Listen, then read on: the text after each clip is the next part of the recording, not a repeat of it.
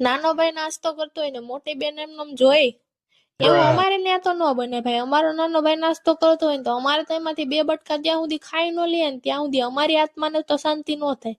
તો થોડીક વેફર અમે અભયમાંથી લઈને બે બેનું એ ખાઈ લીધી હતી ને એમાં ખાતા પીતા થોડી ચીતી વાતું કરતા અમે તો પહોંચવા આવ્યા હતા વેરાવળ. અને જે મજા આપણા કઝિન્સ સાથે છે ને એ ક્યાંય નથી. હજી તો અમે 3 જ છીએ, અમારા 3-4 કઝિન્સ હજી બાકી છે. જો બધા ભેરા થાય ને તો પછી પૂરું. અને પછી તો પહોંચી ગયા હતા વેરાવળ. ને વેરાવળ આવીને અભયનો થોડોક ડાન્સ કર્યો હતો. ને ડાન્સ એવી પ્રકારનો કર્યો ને કે ઢોલિયા જ ખુદખુશી કરી લીધી, ઢોલ તોડી નાખ્યો હતો.